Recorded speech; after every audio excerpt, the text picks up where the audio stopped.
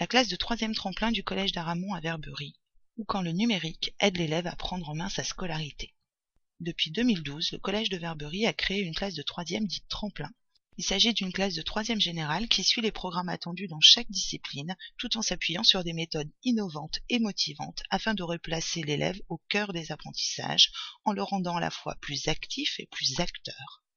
Le numérique y occupe une place très importante sans pour autant se substituer au cahier ou au livre. Il vient renforcer les apprentissages, permet de diversifier les supports, aide à l'ancrage des connaissances et au développement des compétences dans chaque discipline et au travers d'un projet de classe qui sert de fil conducteur tout au long de l'année et permet de fédérer à la fois l'équipe enseignante et les 26 élèves de la classe. Cette année, il participe au CDDC, Festival Street Art, Faites le mur, pas la guerre. En anglais, ce projet est l'occasion de renforcer l'exposition à la langue, en s'exerçant à la prise de parole en interaction grâce à la balado-diffusion. Les élèves travaillent en binôme, l'un tenant le rôle d'un journaliste, l'autre celui d'un artiste street art, connu pour cultiver le mystère en dissimulant sa véritable identité. Les élèves ont découvert l'artiste à travers différents supports travaillés en classe dans les séances précédentes. Ils ont construit tous ensemble une série de questions et inventé des réponses dont la mémoire est conservée par le TBI. Après un dernier entraînement orchestré par leur professeur, ils choisissent 6 questions-réponses, sortent leurs écouteurs micro de smartphone et s'enregistrent via les MP3 mis à disposition. En EPS, le cours dédié à l'acrosport commence par un débriefing qui s'appuie sur les vidéos tournées lors de la séance précédente. Puis, chaque groupe d'élèves se met au travail en atelier. Ceux qui passent sur scène peuvent à tout moment visionner leurs prestations sans aucune manipulation. Le logiciel vidéo installé diffuse en continu et en différé. Sur les tapis, les élèves construisent leur chorégraphie en affinant leurs figures. Crayon en main, smartphone et tablette pour la musique ou pour prendre des vidéos et des photos leur permettent de corriger les postures au fur et à mesure. Un PC est installé sur le côté. Une équipe d'élèves complète un fichier numérique présentant leur projet Acrosport. Ils insèrent leurs photos, commentent leurs choix et vérifient si leur projet correspond bien aux objectifs fixés. Ils s'auto-évaluent.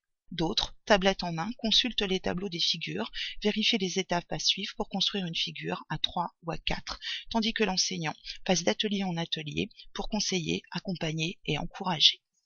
En français, pendant 2 heures, les élèves sont répartis en 3 ateliers tournants afin de travailler l'autoportrait et d'alimenter le web magazine du projet Street Art. En salle informatique, une partie des élèves s'affaire à la mise en page et à la correction de leur autoportrait rédigé lors d'une séance précédente.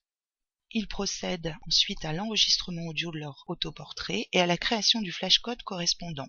Ils le savent, leur production sera valorisée lors d'une prochaine exposition au sein du collège. Dans une autre partie de la salle informatique, des élèves travaillent à la réalisation d'articles via MadMag. Ils mettent en forme les notes prises lors d'une activité réalisée en EMC autour de la tolérance. Un dernier groupe occupe les espaces de circulation du collège pour le moment déserts.